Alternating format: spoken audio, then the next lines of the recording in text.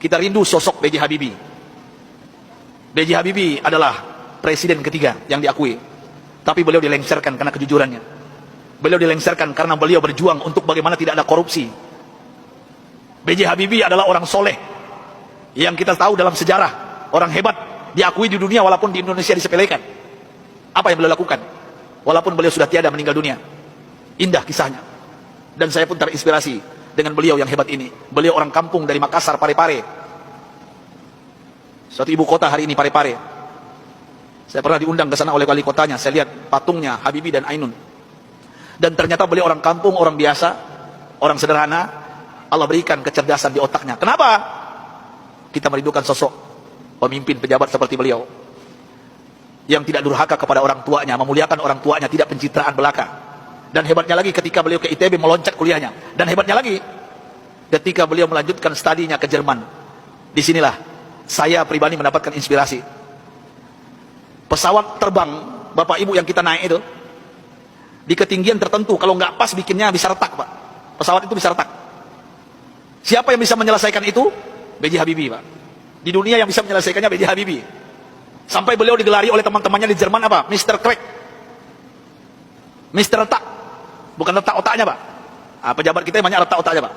Ini maksud saya apa? Pesawat yang retak itu beliau bisa menyelesaikannya. Ini kehebatan Habibie yang mungkin dilupakan oleh bangsa ini.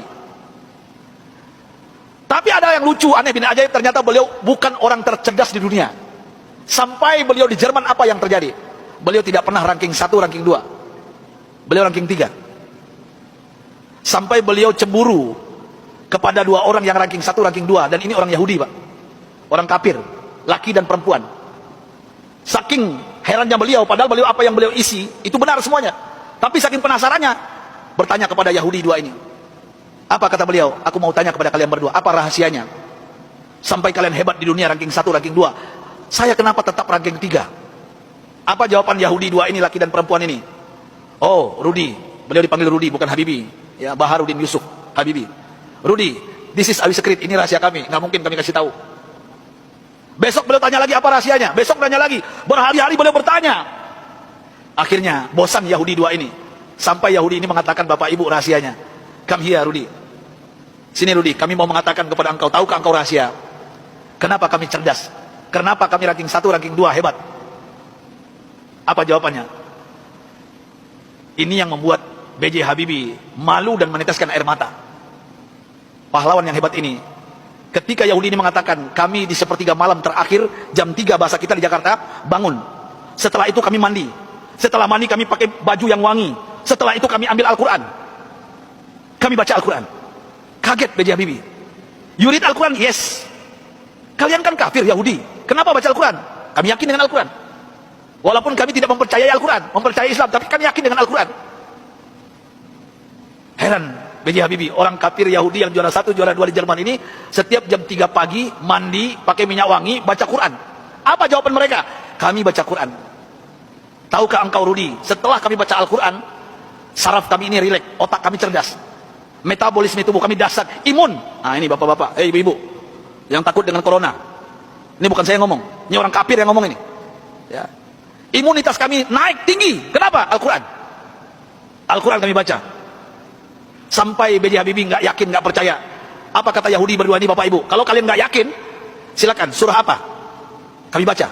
Ternyata Yahudi berdua ini hafal Quran, Pak. Apa saat itu jawaban B.J. Habibie? Thank you very much, my brother, my sister. Beliau pulang ke kosannya, ke kontrakannya. Sampai di kosan, di kontrakan, beliau sujud menangis. Rasanya tertampar wajah beliau, malu beliau, padahal beliau beragama Islam, orang kafir. Jam 3 bangun mandi, baca Quran. Mulai saat itu, bapak-bapak dan ibu-ibu, saya ingin berbicara pahlawan satu ini, orang hebat ini. Mulai saat itu, mendengarkan rahasia dari Yahudi yang 2 ini, apa yang beliau lakukan? Jam 3 pagi beliau bangun, beliau mandi, beliau pakai baju yang rapi, beliau pakai wangi-wangian, beliau sholat tahajud 8 rakaat, witir 3/11 setiap hari. Setelah itu beliau baca Al-Quran sampai menjelang subuh. Kalau orang kafir tadi nggak sholat karena bukan Islam, langsung baca Quran. Dan apa yang terjadi? Keajaiban, Bapak Ibu yang dimuliakan Allah Subhanahu wa taala. Allahu Akbar. Keajaiban ini terjadi. Semenjak itu, setelah itu, B.J. Habibie berubah menjadi ranking 1. Yahudi yang 2 tadi turun ke bawah.